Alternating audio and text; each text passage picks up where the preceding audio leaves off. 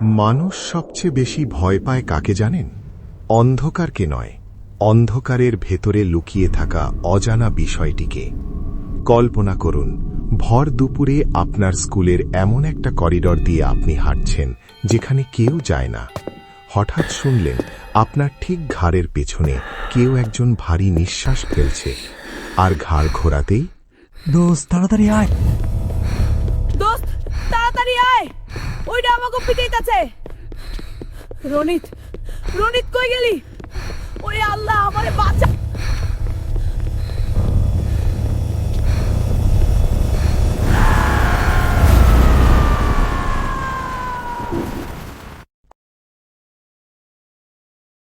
কলিজা শুকিয়ে যাওয়ার জন্য এই সামান্য কয়েক সেকেন্ডের অভিজ্ঞতাই কি যথেষ্ট নয়? আজ আপনাদের শোনাব এমন এক লোমহর্ষক সত্য ঘটনা, যা শোনার পর আপনি আপনার স্কুল বা কলেজের পুরনো বন্ধ রুমগুলোর দিকে তাকাতেও ভয় পাবেন। ঘটনাটি পাঠিয়েছেন আমাদের এক দর্শক রনিত সরকার। চলুন ফিরে যাই সেই অভিশপ্ত দিনটিতে। স্কুল জীবন মানে বন্ধুদের সাথে আড্ডা, দুষ্টুমি আর এক গাধা স্মৃতি। রনিত, বিপ্লব আর সানোয়ার এই তিনজন ছিল স্কুলের সবচেয়ে ক্লোজ ফ্রেন্ড, যাকে বলে একদম হরিহর আত্মা। ওদের মধ্যে সানোয়ার আর বিপ্লব একটু ভীতু প্রকৃতির হলেও রনিত ছিল চরম লেভেলের বিচ্ছু। ভয়ডর বলতে ওর ডিকশনারিতে কিছু ছিল না। দিনটা ছিল বৃহস্পতিবার। আকাশটা সকাল থেকে একটু মেঘলা। স্কুল সবে ছুটি হয়েছে। তিনজন গল্প করতে করতে মেইন গেটের দিকে এগোচ্ছে। বিপ্লব, জলদি পাচালা, আসমান যেই রকম কালা কইরা আইতাছে, এখনই বৃষ্টি নামবো। মেলা দেরি হয়ে গেছে গা। বাড়িতে আম্মা আজকা আস্ত রাখবো না, বকা দিব। আরে খারানো একটু। এই রনিত, কালকে যে কইলি সিনেমা দেখতে যাবি, যামু নাকি? আমার কাছে কিন্তু টেহা নাই, কইয়া দিলাম। জামু না নে, 100 বার জামু। টেহার চিন্তা তোর করন লাগবো না। টিকিট আমি কাইটা রাখবো নে। তোরা খালি টাইম মতো স্কুলের মোড়ে খাড়ায় থাকিস।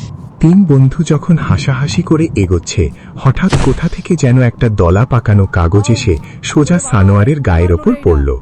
আউচ! ওরে বাবারে, কে মারলো রে এইটা? কোন হালায় আমার গায়ে ঢিল মারলো?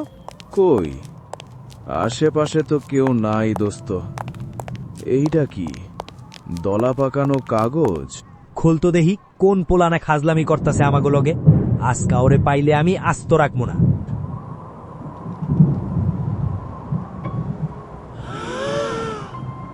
ওরে আল্লাহ, এইটা কি রক্ত নাকি? রনিত, এইটা দেখ। আরে কাম সারছে, এইটা তো পুরাই কাঁচা রক্ত। দেহি কি লেখছে? পূর্ণিমার রাতে সানোয়ার, রনিত আর বিপ্লব, তোরা তিনজনই মরবি। দোস্ত, আমার তো হাত পা কাঁপতাছে। পুরো কাগজটায় ছোপ ছোপ লাল দাগ, ঠিক যেন কাঁচা রক্ত শুকিয়ে আছে। আর তার মাঝখানে বড় বড় অক্ষরে লেখা ওই কথাগুলো। কিন্তু রনিত স্বভাবসুলভ তার ছিল্লের হাসি হাসল। আরে ধুর বোকা, তোরা এক্কেবারে ভিতুর ডিম। কোন পোলানে আমাগুলোকে ফাজলামি করতেছে। এইসব রক্ত টক্ত না, লাল রং বা আলতা হইতে পারে। ফালায় দেই কাগজ, ডরানের কিছু নাই। চল, খিদা লাগছে মেলা, বাড়ি যাই। মুখে রনিত সাহস দেখালেও ভেতর ভেতর তিনজনই প্রচণ্ড ভয় পেয়েছিল। এই অদ্ভুত ভয়ের কারণেই তারা এই চিঠির কথা তাদের পরিবার বা স্কুলের কাউকে জানাতে সাহস পায়নি। তারা ভেবেছিল হয়তো সত্যিই কেউ মজা করেছে, কিন্তু তারা জানত না আসল বিপদ তাদের জন্য অপেক্ষা করছে স্কুলেরই এক অন্ধকার কোণায়। স্কুলের একেবারে শেষ মাথায় পুরনো বিল্ডিংয়ের নিচতলায় একটা রুম ছিল। রুমটার দরজায় সবসময় একটা মস্ত বড় জং ধরা তালা ঝোলানো থাকত।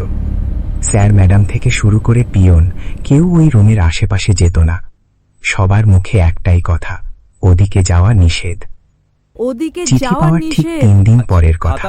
সেদিন দুপুরবেলা টিফিনের ঘন্টা বাজতেই সব ছেলেপেলে মাঠে বা ক্যান্টিনে দৌড়ে দিয়েছে। পুরো স্কুল প্রায় ফাঁকা, কিন্তু রনিত, বিপ্লব আর সানোয়ার ক্লাসরুমেই রয়ে গেল। রনিত, লনা বাইরে যাই। ক্লাসের মধ্যে কেমন জানি দম বন্ধ লাগতাছে। আমার ওই কাগজের কথা মনে পড়লে এখনো ডর লাগে। হ দোস্ত, আজকা পূর্ণিমা রাইত। আমার তো সকাল থেকেই বুকটা ধরফর করতাছে। তোরা চুপ করবি? পূর্ণিমা এলে কি ভূত আইসা তোমাগো আদর করব? আরে খারা, এই স্কেল দিয়ে একটা খেলা খেলি, যে হারবো সে কালকে ক্যান্টিন থেকে বিরিয়ানি খাওয়াইব।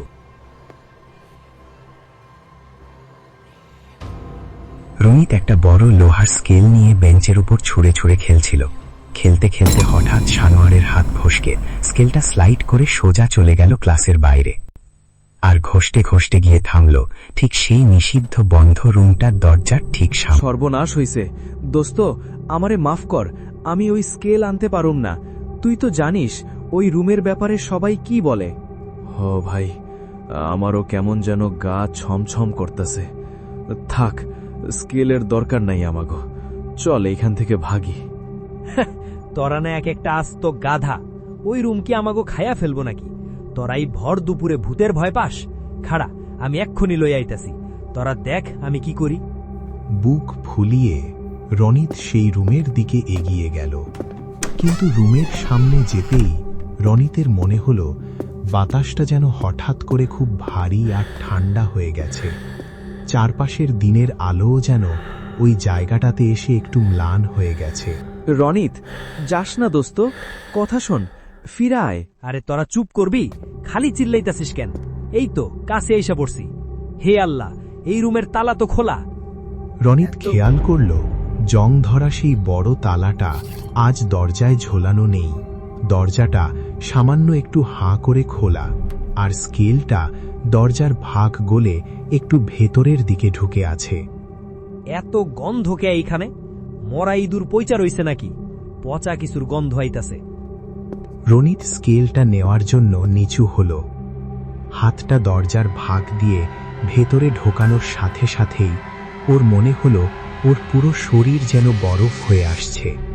স্কেলটা ধরে ও যেই না মাথাটা তুলবে, হঠাৎ করে ওর মনে হল ওর ঠিক ঘাড়ের কাছে কেউ একজন খুব জোরে জোরে ভারী নিঃশ্বাস ফেলছে। কে কে এইখানে? বিপ্লব, ফাজলামি করিস না তো। তুই পিছনে খাড়ায় আমার ঘাড়ে ফু দিতাছিস কে? রনিত ঘাড় ঘোরাতে যাবে, ঠিক সেই মুহূর্তে অন্ধকার থেকে বিশাল বড় থাবার মতো কিছু একটা রনিতের কাঁধের ওপর প্রচন্ড জোরে একটা আঁচড় বসিয়ে দিল। একটা বিকট গোঙানির শব্দ শোনা গেল। আরে অমানসিক কোনো শক্তি ওকে ধাক্কা মেরে সামনের দিকে ফেলে দিল।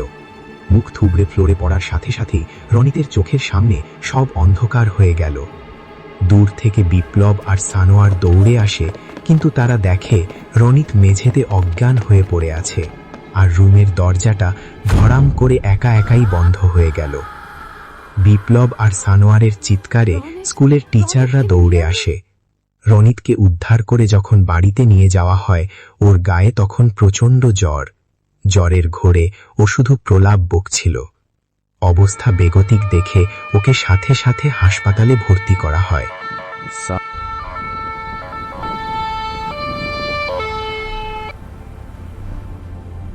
আনোয়ার, রনিতের গায়ে তো হাত দেওয়ান যাইতাছে না রে, পুইরা যাইতাছে জ্বরে।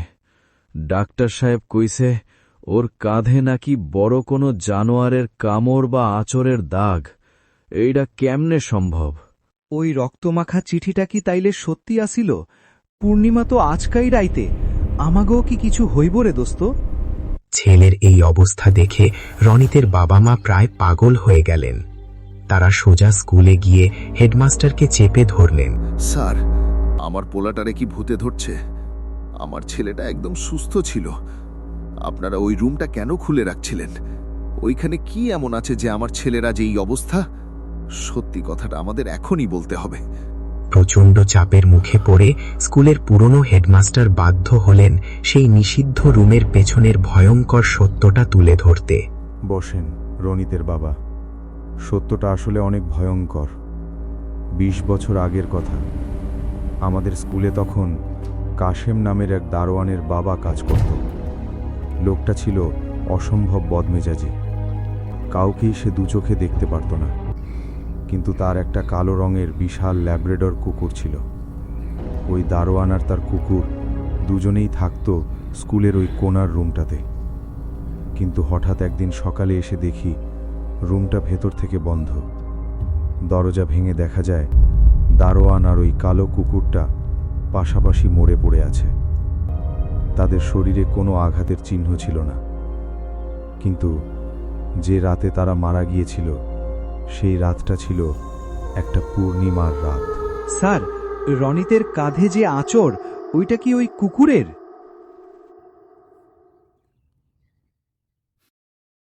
আমি জানি না বাবা, তবে অবাক করা বিষয় হল মৃত্যুর 3 দিন আগে ওই দারোয়ানও নাকি একটা রক্তমাখা কাগজ পেয়েছিল, ঠিক যেমনটা তোমরা পেয়েছ। টানা 7 দিন হাসপাতালে মৃত্যুর সাথে পাঞ্জা লড়ার পর অবশেষে রনিতের জ্ঞান ফেরে। রনিত, বিপ্লব বা সানোয়ার আর কোনো দিন ভুল করেও সেই রুমের আশেপাশ দিয়ে হাঁটে না। থাকবেন। ধন্যবাদ।